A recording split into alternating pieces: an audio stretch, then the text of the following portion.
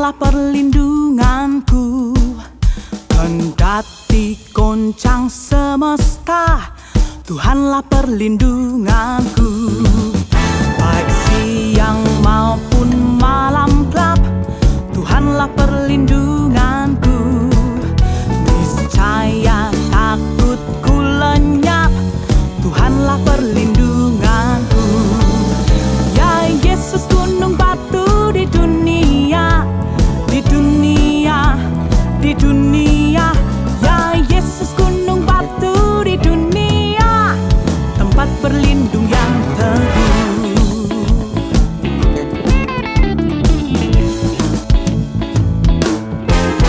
Di badai topan dunia, Tuhanlah perlindunganku. Kendati goncang semesta, Tuhanlah perlindunganku. Ya Yesus, gunung batu di dunia, di dunia, di dunia.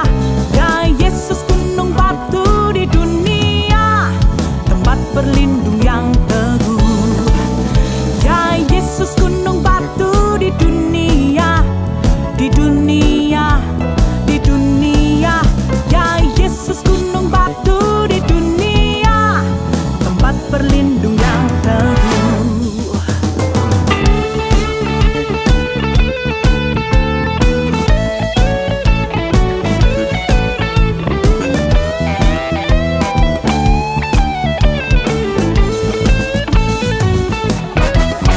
Ya Yesus, gunung batu di dunia, di dunia, di dunia.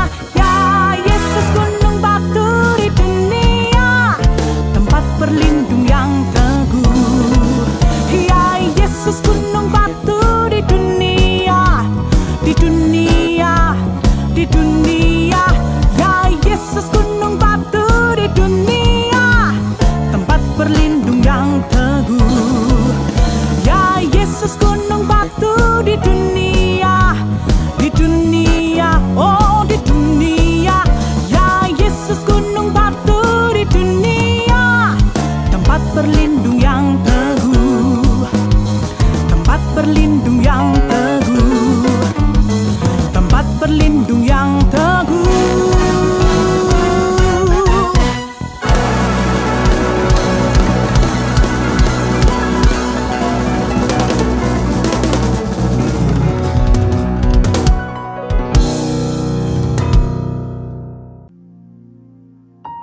Kami mau menyembah-Mu Tuhan saat ini. Hati kami rindu kepadamu.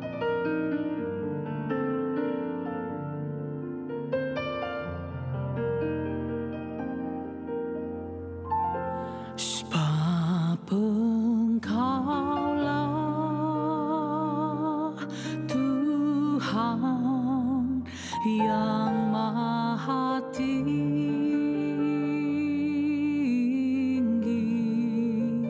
Kau dimuliakan atas segala hala. Sebab Engkaulah Tuhan yang Maha Tinggi.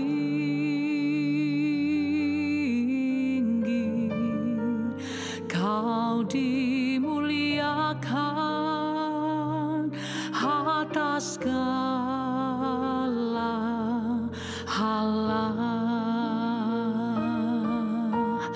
Oh, Kau ku sembah,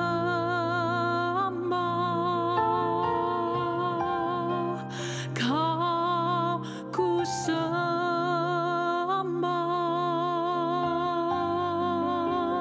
Kau ku sembah.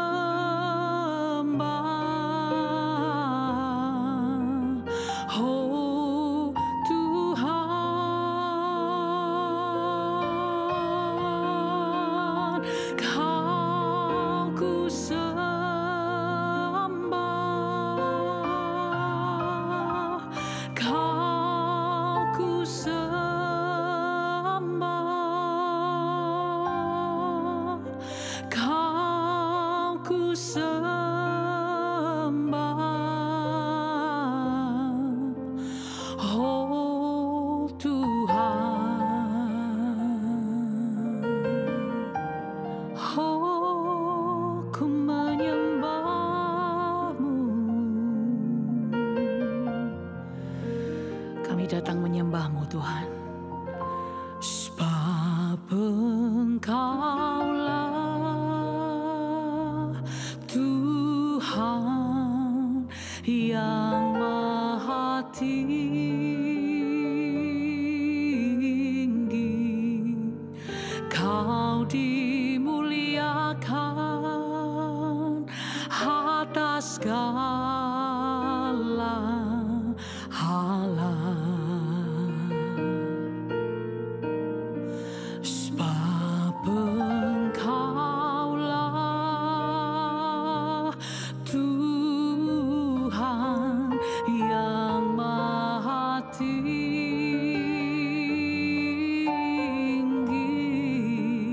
Kau dimuliakan atas segala hala. We come to worship you, Kau ku sembah,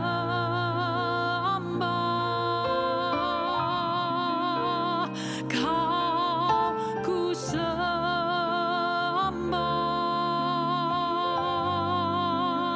Kau ku sembah.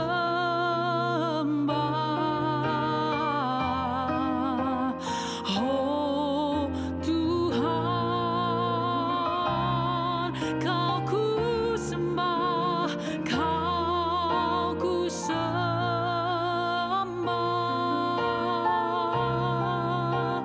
Kau ku sembah,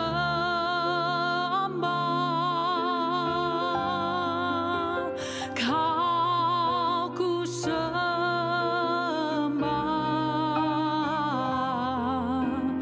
Oh Tuhan,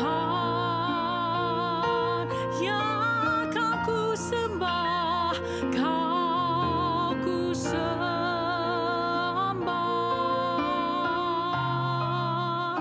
Kau ku sembah,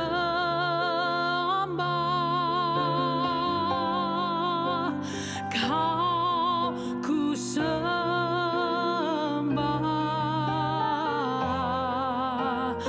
Oh Tuhan, kami menyembah, Kau ku sembah,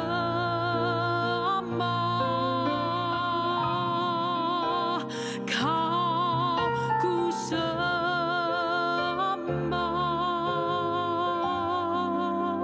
Kau ku sembah.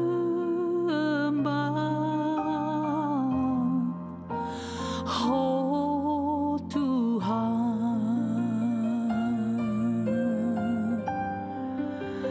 Kau ku sembah.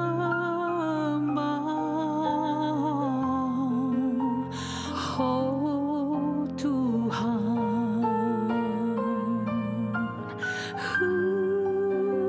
Kau ku sembah.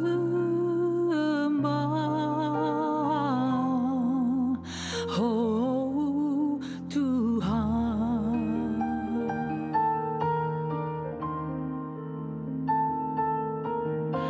menyembah-Mu dalam segala keadaan dalam hidup kami, menyembah-Mu di dalam segala situasi kehidupan kami.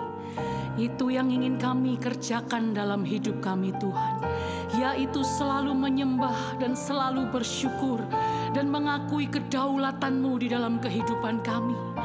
Kami menyembah, kami menyembah, kami menyembah. Oh, kami menyembah. Kau tetap Allah, Kau berkuasa atasku. Kami menyembah-Mu, kami memuji-Mu Tuhan.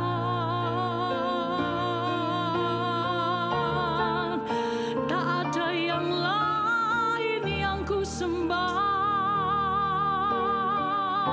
Oh, satu nama yang berdaulat di dalam hidupku, hanya Engkau Yesus. Sungguh hanya Engkau berdaulat penuh dalam hidup kami. Tak ada lain yang ku sembah, oh selain Kau, hanya Kau Yesus,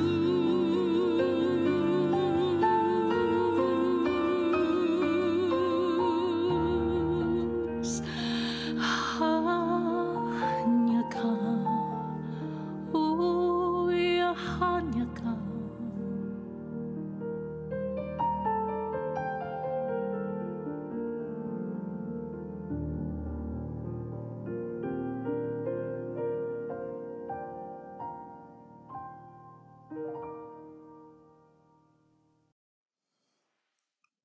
Shalom saudaraku sekalian yang kekasih. Hari ini hari Minggu tanggal 26 Juli 2020. Kita kembali bersama-sama dari hadapan Tuhan. Walaupun kita tidak berada di tempat yang sama.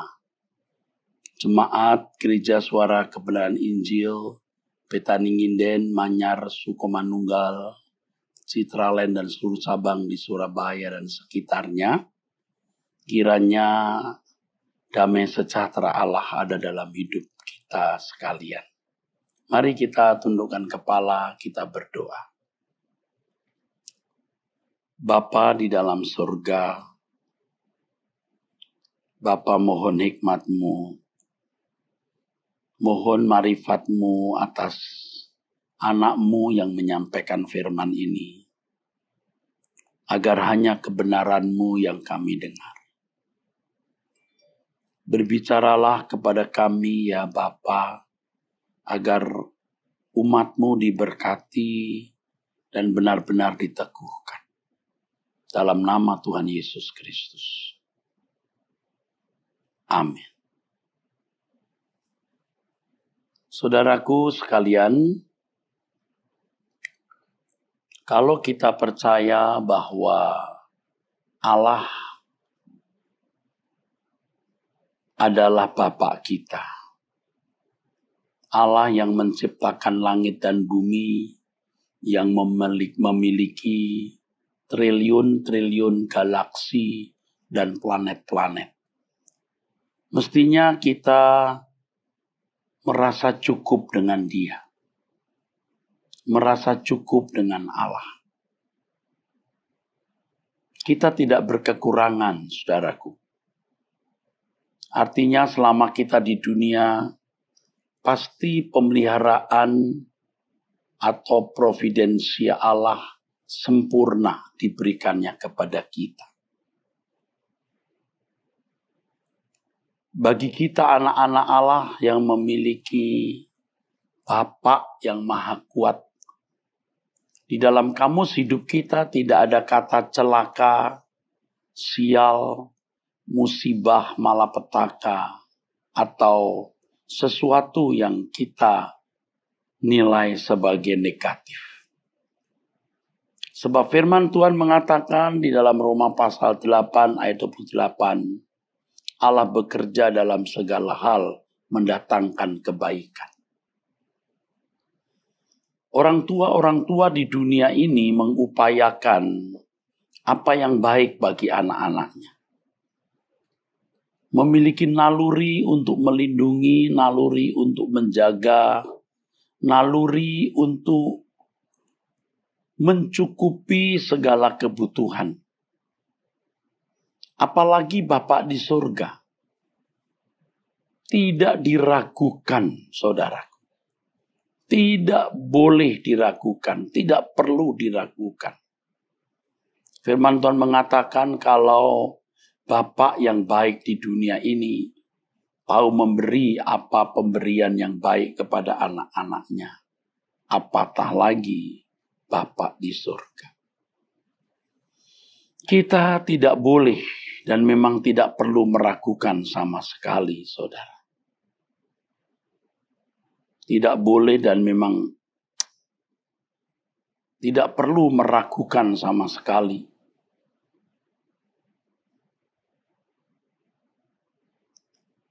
tanggung jawab yang Allah Bapa pasti penuhi. Jadi kalau kita masih memiliki keraguan-raguan yang kemudian menimbulkan ketakutan dan kecemasan, pasti ada yang salah di dalam hidup kita. Ada yang salah. Pada umumnya orang yang masih hidup di dalam ketakutan dan kecemasan, orang-orang yang sebenarnya meragukan keberadaan Allah itu. Meragukan keberadaan Allah itu. Allah itu hidup. Allah itu nyata. Senyata orang tua kita di dunia ini yang mendampingi kita, senyata dokter yang bisa memberikan nasihat medis, senyata pengacara yang bisa menjadi pendamping dan memberikan nasihat hukum. Allah lebih dari itu, Dia Bapa. Bapa yang maha hadir yang menyertai kita. Saya mengerti mengucapkan khotbah seperti ini mudah, saudaraku. Tetapi untuk mengenakannya tidak mudah karena Allah tidak kelihatan. Dan sering dalam berbagai keadaan seakan-akan Allah tidak ada. Allah senyap. Tetapi disinilah kita dilatih untuk mempercayai Allah yang tidak kelihatan itu.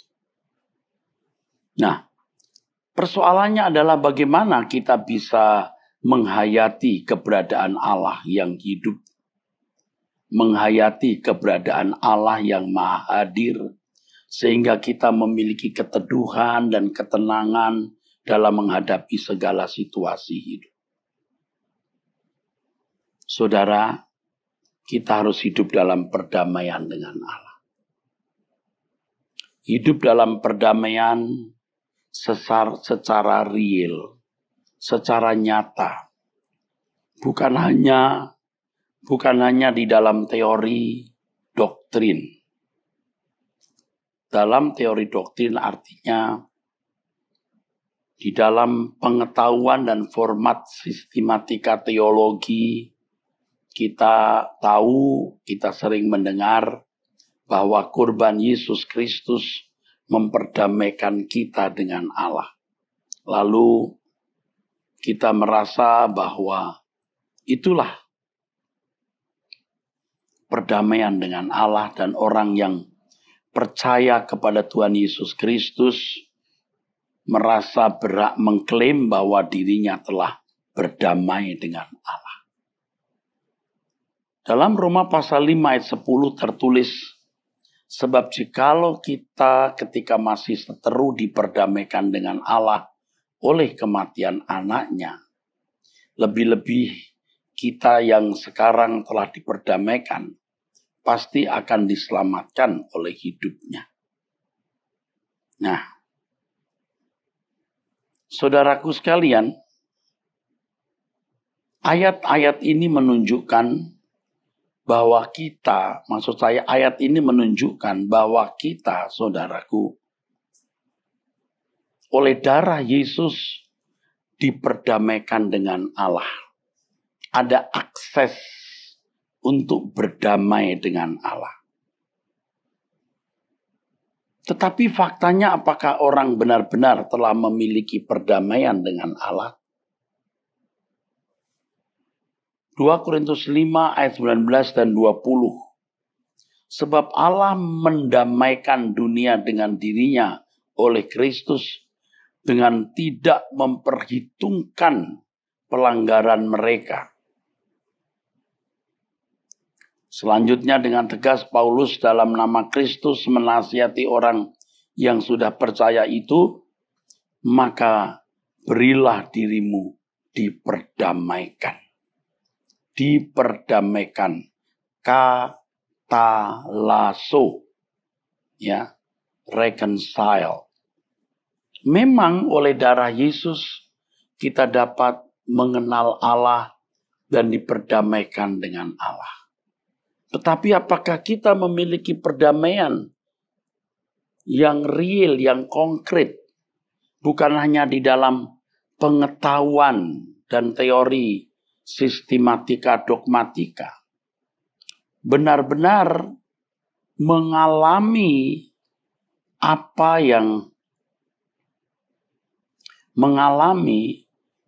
yang termuat di dalam isi perdamaian itu.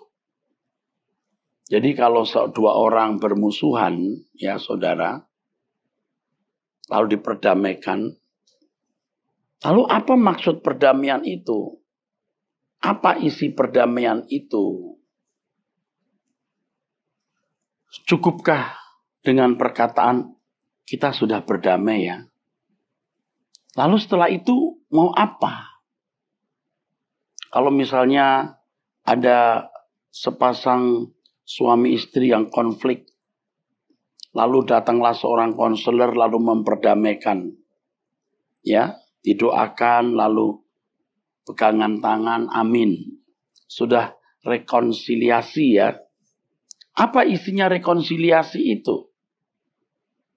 Misalnya ada anak dan orang tua, ya, tidak saling berbicara karena konflik, lalu diperdamaikan. Setelah berdamai, ya, apa isinya perdamaian itu? Apakah cukup dengan, ya sekarang sudah berdamai ya? Selesai? Nah, saudaraku, harus ada isi dari perdamaian tersebut. Harus ada. Perdamaian kita dengan Allah harus ada isinya, ada maksud perdamaian itu diadakan. Allah sebagai Bapa dan kita sebagai anak. Banyak orang Kristen tidak mengerti isi perdamaian itu atau maksud perdamaian itu diadakan. Kalau Yesus Kristus mati di kayu salib memperdamaikan kita dengan Allah, supaya terjalin hubungan antara Allah sebagai Bapa dan kita sebagai anak. Jika perdamaian itu benar-benar terwujud, nanti kita bisa merasakan apa artinya kepastian ada di dalam pemeliharaan Allah, kepastian dalam perlindungan Allah, kepastian hidup di dalam penjagaan Allah, baik di bumi sampai kekekalan. Tidak ada dalam kamus hidup kita yang disebut sial, malang itu. Tidak ada. Karena semua mendatangkan kebaikan. Oleh sebab itu kita harus menempatkan diri sebagai anak yang benar. Allah sebagai Bapa pasti dia menempatkan diri sebagai Bapa yang baik, Bapa yang benar. Tidak diragukan, saudaraku. Dia pasti memenuhi bagiannya. Tapi apakah kita memenuhi bagian kita?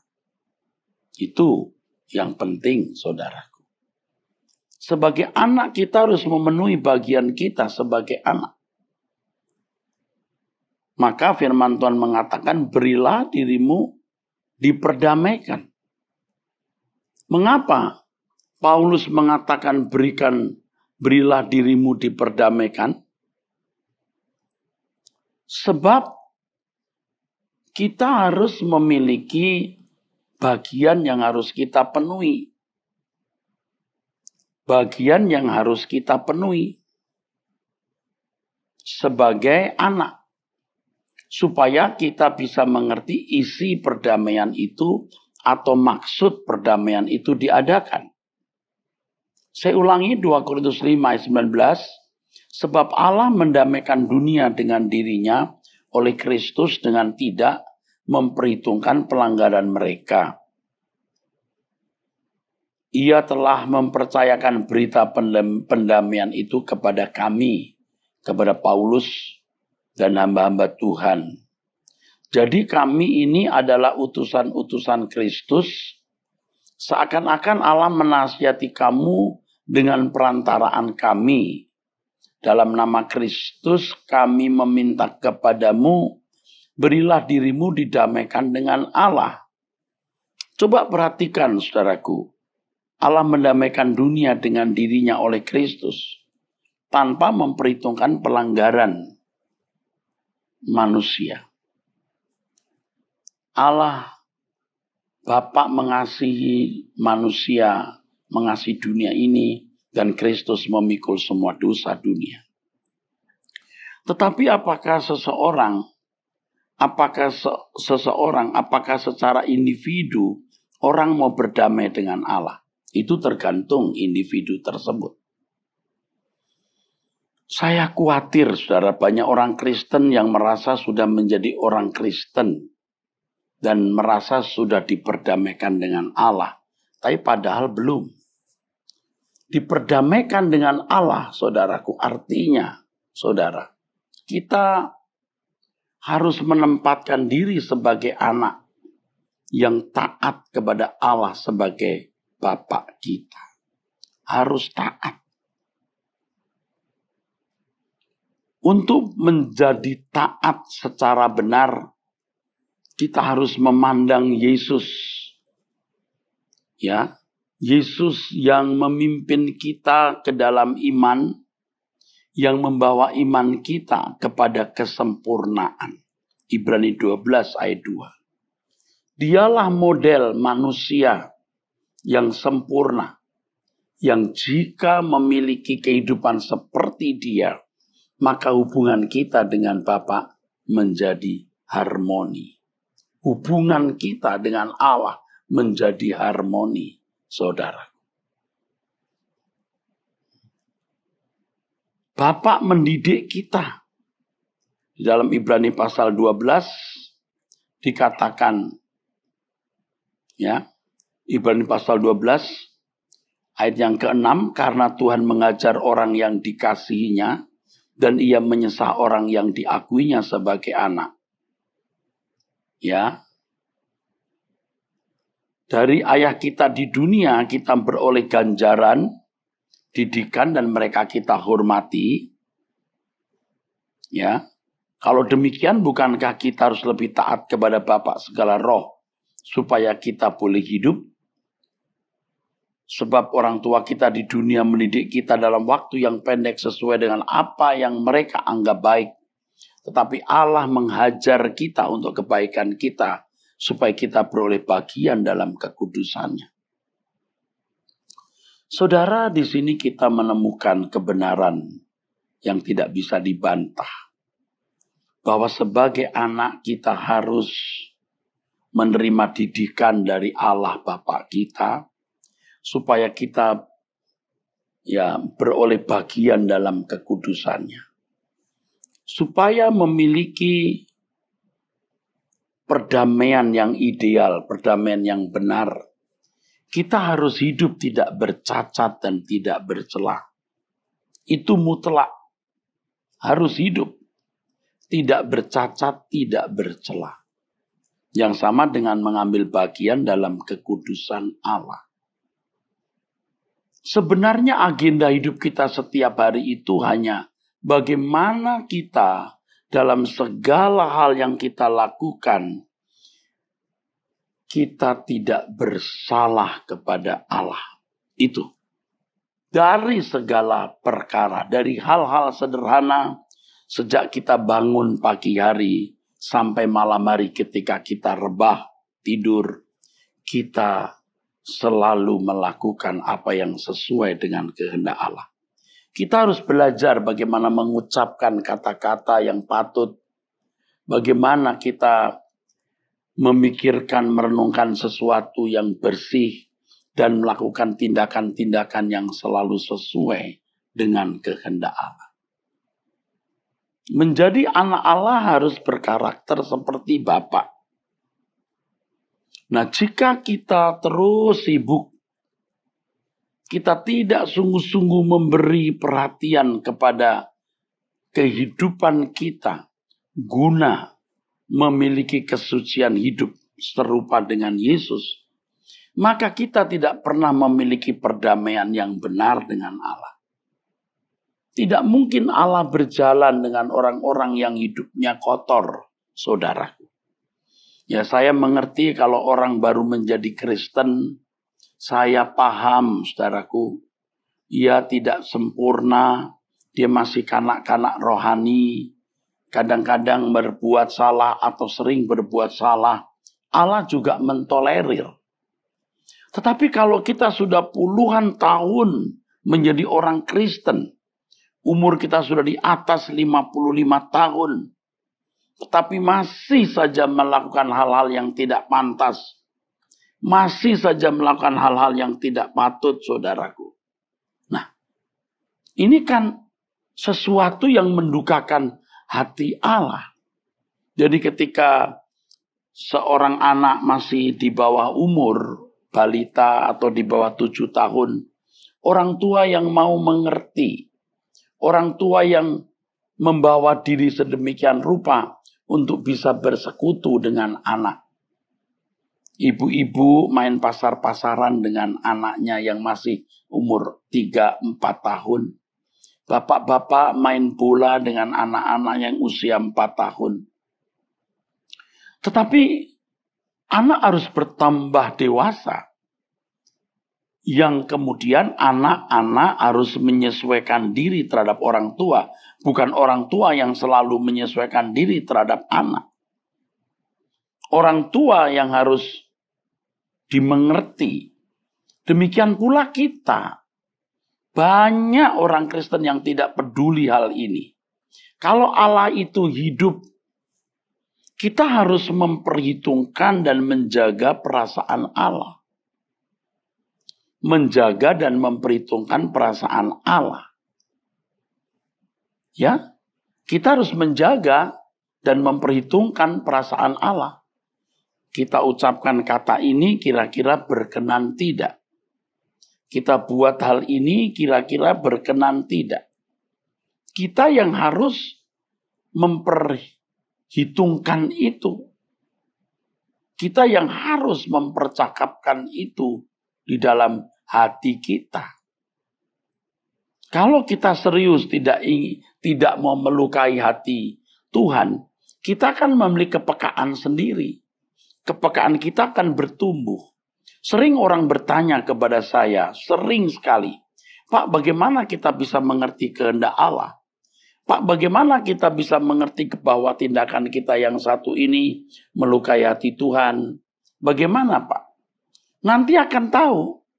Asal kita punya komitmen atau tekad untuk sungguh-sungguh mau hidup menyukakan hati Allah.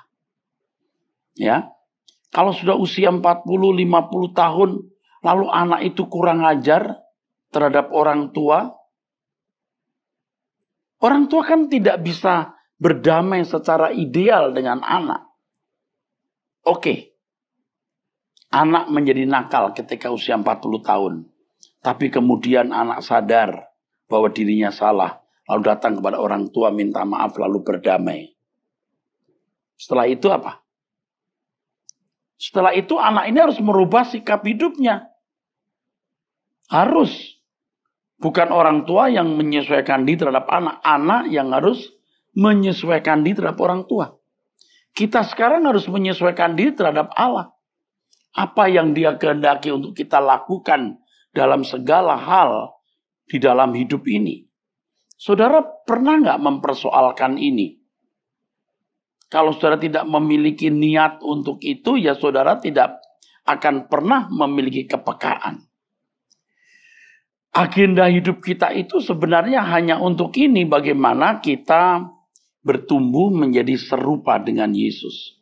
Sempurna seperti Bapa, sama. Sama maksudnya.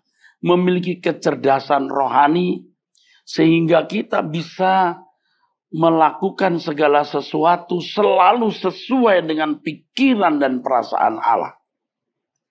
Itu. Dan kita harus berusaha. Tapi kalau orang tenggelam hanyut dengan masalah-masalah hidup, entah karena belum punya rumah lalu ngotot bagaimana berjuang punya rumah. Apakah ngotot masalah jodoh, masalah anak, masalah-masalah yang lain. Kita pasti memiliki masalah, saudaraku. Tetapi jangan tenggelam dan hanyut dengan masalah-masalah tersebut. Masalah-masalah tersebut harus kita terima sebagai cara Tuhan mendidik kita, cara Tuhan mengubah kita, saudaraku. Ini maksudnya, cara Tuhan mendidik dan mengubah kita. Itu maksudnya, saudara. Tidak ada yang terjadi kebetulan, itu tidak ada. Nah, menjadi anak Allah berarti kita berkarakter seperti Bapa. Maka Alkitab mengatakan di 1 Petrus pasal 1 ayat 17, kalau kita memanggil Allah itu Bapa, hendaklah kita hidup dalam ketakutan selama menumpang di bumi. Karena kita telah ditebus dengan darah yang mahal. Ditebus jadi anak Allah itu supaya kita, ayat yang sebelumnya, kudus seperti Allah kudus. Saudara harus mulai berubah sekarang, harus mulai sadar. Jangan takut mendengar kata kudus ya. Jangan takut mendengar kalimat hidup tidak bercacat, tidak bercela. Karena memang untuk itulah kita hidup. Saudara akan menyesal kalau tidak mulai berubah saat ini. Berjuang untuk hidup tidak bercacat, tidak bercela. Berjuang untuk hidup kudus. Supaya kita bisa tune dengan Tuhan, bisa diperdamaikan dengan Dia. Hidup kudus. Yang kedua, kita harus membela pekerjaan Allah. Kita anak-anak Allah, saudaraku. Kita harus membela kerajaan Bapak kita. Harus membela kerajaan Bapak kita. Di Lukas pasal 15 kisah mengenai anak yang terhilang. Ketika si bungsu pulang kepada bapaknya, dia berkata, aku telah bersalah kepada Bapak dan kepada surga. Kenapa ia menyatakan bersalah kepada surga? Ya, sebab surga itu kerajaan kita. Kalau kita tidak melakukan sesuatu yang berguna untuk kerajaan itu, berarti, saudaraku, kita tidak setia. Kita berkhianat. Dan banyak orang yang berkhianat sebenarnya. Kalau untuk segala hal, mereka bisa mempertaruhkan harta, bisa mempertaruhkan waktu, tenaga. Tapi kalau untuk kepentingan kerajaan Allah, dia tidak melakukannya. Ada orang-orang seperti itu yang pelit, ya, yang tidak peduli dengan pekerjaan Tuhan. Membela pekerjaan Tuhan tidak harus menjadi pendeta, tidak harus menjadi aktivis. Tetapi dimanapun kita berada, kita bisa menjadi kesaksian bagi orang lain. Ya tentu, kalau kita terhisap di satu gereja, kita harus membela gereja itu dengan benar, saudaraku. Ya, mendukung pekerjaan Tuhan di dalam gereja tersebut. Saudara, kalau saat-saat COVID-19 ini, saya tahu banyak orang dalam kesulitan. Banyak sekali. Banyak sekali orang dalam kesulitan. Gereja pun mengalami kesulitan. Karena jemaat tidak bisa hadir, yang tidak bisa memberikan persembahan. Tetapi saudara harus tetap ingat bahwa Tuhan menempatkan kita di satu gereja. Kita harus mengambil bagian dalam pekerjaan Tuhan di gereja. Saudara yang mengerti nomor rekening gereja Suara Kebenaran Injil Betani Nginden, Manyar, Sukomanunggal, Citraland, dan seluruh cabang di Surabaya dan sekitarnya harus memiliki kontribusi, harus memiliki beban yang tulus untuk pekerjaan Tuhan di GSKI, Nginden, Manyar, Sukomanunggal, Citraland, dan seluruh cabang-cabang di Surabaya dan sekitarnya. Harus, saudara. Kita tidak ingin melihat pelayanan ini menjadi ambruk atau mengalami kesulitan karena tidak ada dukungan finansial atau dukungan keuangan dari anak-anak Allah yang berjemaat di sini. Ayo, saya menghimbau saudara untuk memberi perhatian guna kepentingan gereja kita ini, GSKI, ya, Betaninginden, GSKI Manyar, GSKI Sukomanunggal, GSKI Citraland dan seluruh cabang di Surabaya dan sekitarnya. Saudara, anak Allah itu menempatkan diri sebagai anak yang taat kepada Bapak, menyenangkan hati Bapak, dan terbeban untuk pekerjaan Bapak yang adalah bagian hidup kita. Ya, ayo kita meletakkan hidup kita untuk pekerjaan Tuhan juga. Jika kita melakukan hal ini, saudara, jadi pembelaan itu bukan hanya memberi uang ya, tetapi apapun yang Tuhan perintahkan untuk kita lakukan, kita lakukan. Kalau kita melakukan hal ini, maka ada perdamaian dengan Allah. Di dalam perdamaian itu ada hubungan interaksi, hubungan timbal balik, hubungan interpersonal. Oh, luar biasa. Pasti saudara bisa merasakan hubungan interpersonal dengan Allah itu. Nah, disitulah kita akan bertumbuh dalam kepekaan, mengerti kehendak Allah, apa yang baik, yang berkenan, dan yang sempurna.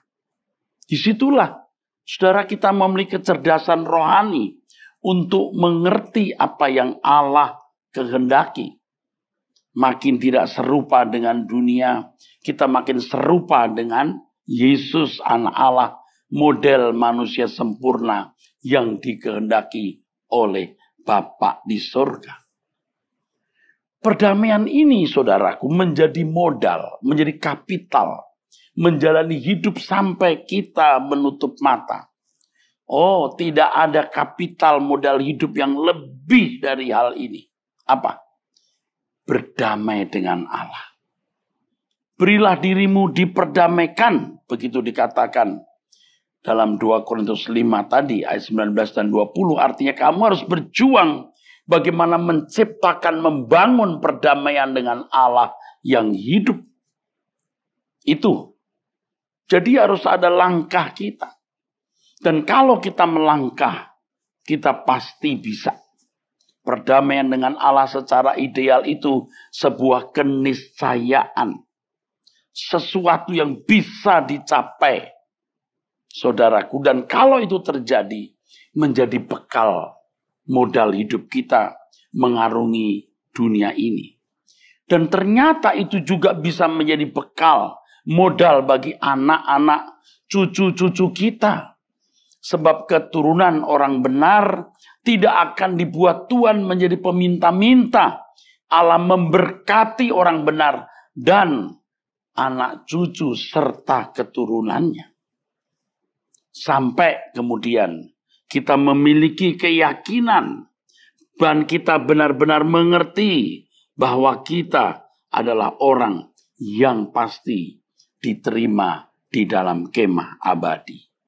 Bukan hanya yakin masuk surga, tetapi tahu karena dalam pergaulan tersebut ada sebuah hubungan interaksi yang nyata, interaksi yang real antara kita pribadi dengan Allah yang hidup.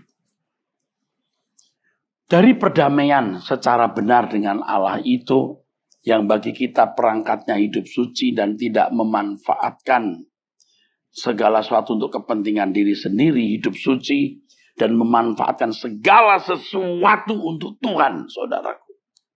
Semua untuk Tuhan. Oh, luar biasa. Allah akan jagai pelihara kita. Allah akan proteksi kita. Lindungi kita secara khusus.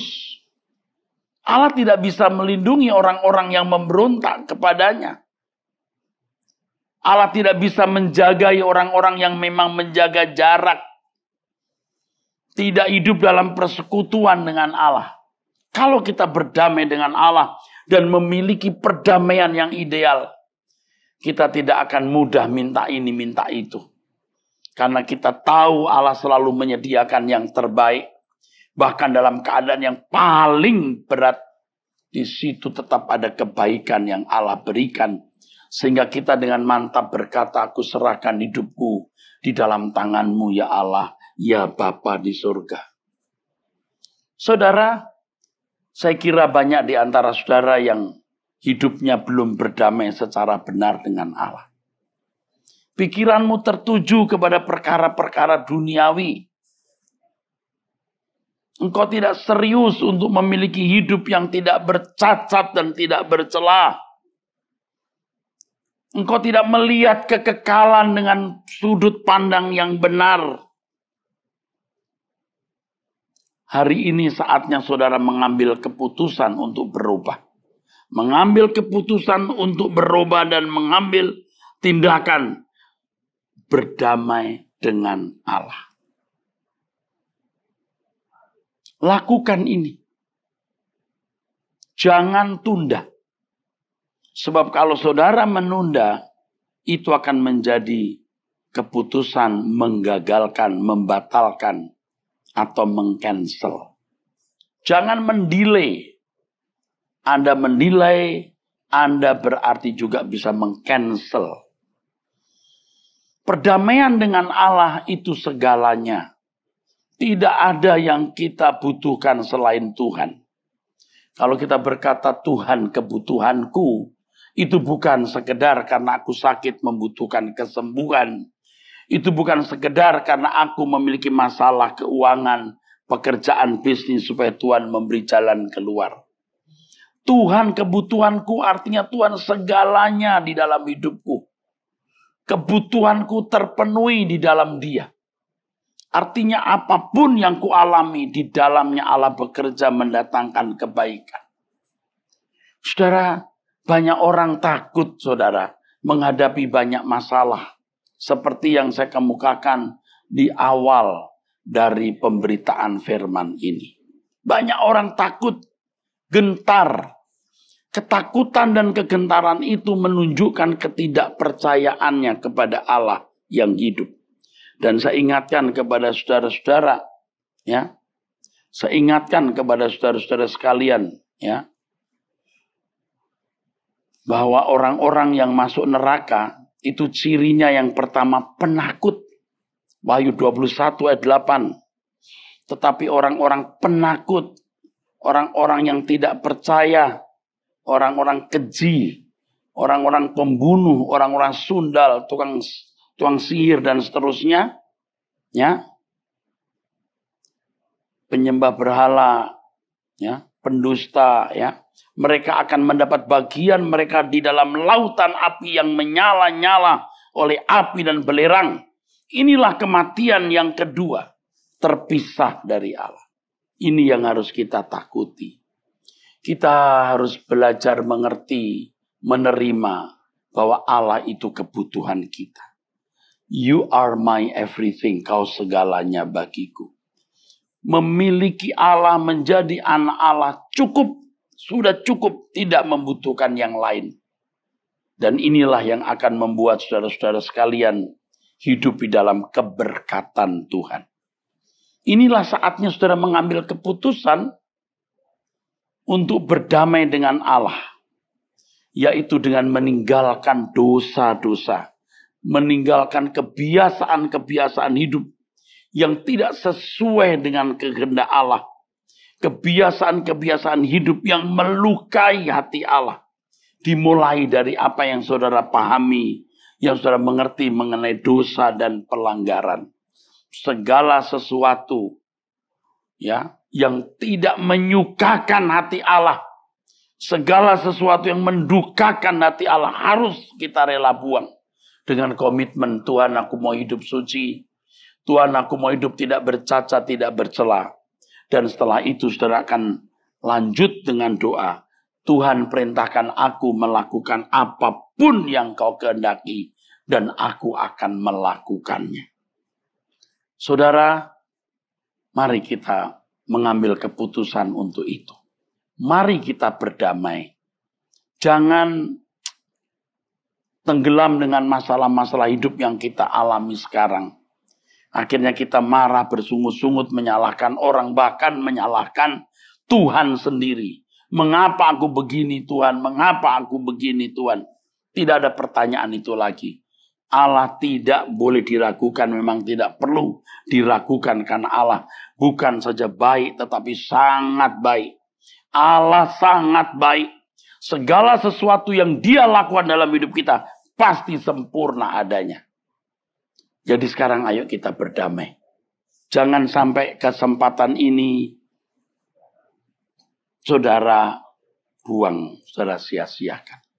Selagi masih ada kesempatan untuk berubah, selagi masih ada waktu untuk berubah, mari kita berubah. Tuhan akan memberikan kepada saudara kekuatan untuk perubahan itu. Jangan merasa puas bisa menjadi orang Kristen dan mempercayai Yesus sebagai Tuhan dan Juru Selamat serta bergereja setiap hari kebaktian. Jangan puas sampai di situ. Tetapi mari kita meninggalkan segala hal yang bisa mendukakan hati Allah. Mari kita belajar kebenaran untuk hidup di dalam kekudusan dan kesuciannya. Dengan cara demikian kita melayani Allah, melayani perasaannya. Saudara, jemaat Gereja Suara Kebenaran Injil, Betani Nginden, Manyar, Sukomanunggal, Citraland, dan seluruh cabang di Surabaya, serta sekitarnya. Kita tidak kebetulan ada di gereja ini. Seperti yang kita semua tahu, kita melewati hari-hari yang berat, badai yang menerpa gereja yang kita cintai ini. Banyak berita simpang siur, banyak berita yang salah yang beredar di masyarakat dan di media sosial. Saya tidak memiliki kepentingan apa-apa selain saya hanya mau mendukung pekerjaan Tuhan. Ya. Dan tidak kebetulan saya menjadi ketua sinode dari GSKI ini yang juga mementori GSKI Betani Nginden, Manyar, Sukomanunggal, Citraland, dan cabang-cabang yang digembalakan oleh Pak Aswin. Saudara, gembala sidang saudara hari ini, Pak Aswin, seorang yang mau berubah. Saya seringkali memberikan nasihat-nasihat, seorang yang hatinya mau lentur. Ya, seorang yang mau belajar, seorang yang mau saya ajak pulang bersama ke surga. Badai besar, tapi kita mau terus belajar hidup suci, mencintai jemaat dan melayani dengan motivasi yang benar. Saya ajak untuk merubah cara hidup, pola hidup, agar memiliki cara dan pola hidup anak-anak Allah, yang kemudian hidup kita bisa diteladani oleh jemaat. Saudara harus berdoa untuk gembala sidang saudara Pendeta Aswin. Saudara harus mendukung pelayanan dari GSKI Betani Nginden, Manyar, Sukomanunggal, Citraland, dan seluruh cabang-cabang di Surabaya dan sekitarnya.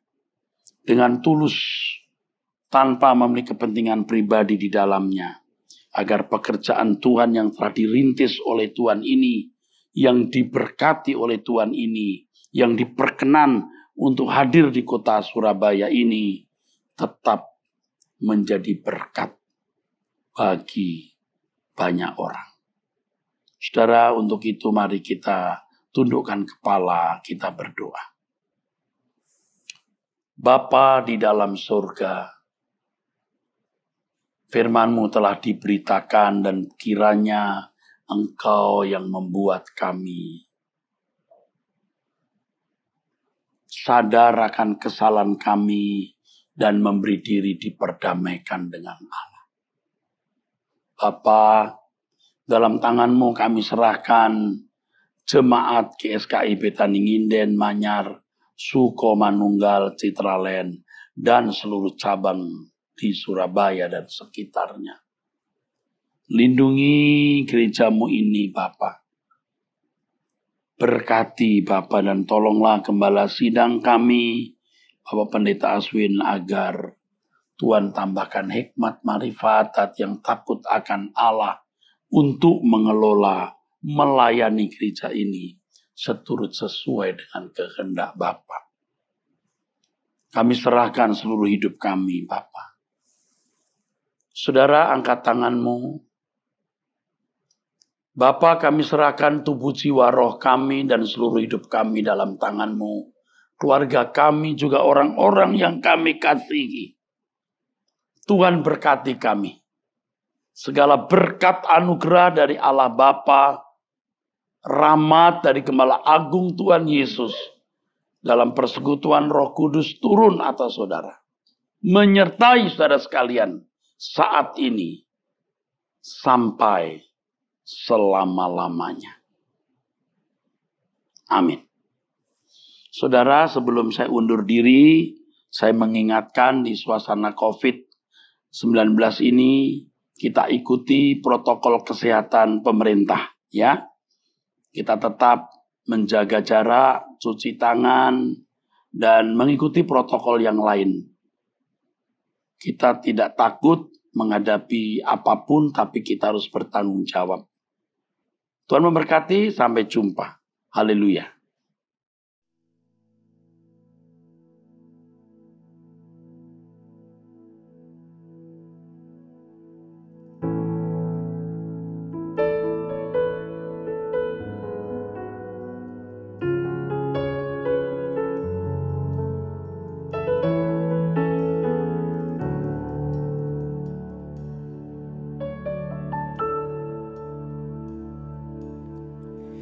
Telah ku dapati kasih yang sejati, yang mampu mengubahkan hatiku.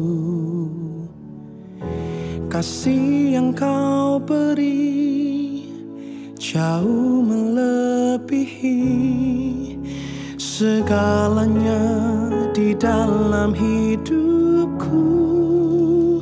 Ku berikan semua yang berharga, semua yang mulia, semua yang terbaik dari hidupku.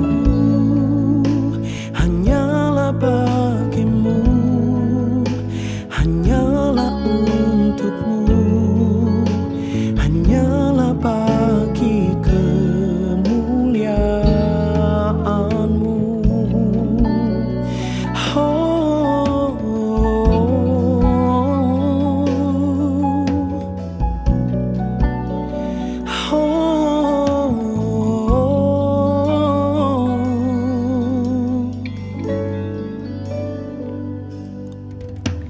telah ku dapati kasih yang sejati, yang mampu mengubahkan hatiku. Kasih yang kau beri jauh melebihi segalanya di dalam hidupku. Ku berikan semua yang berharga, semua yang mulia,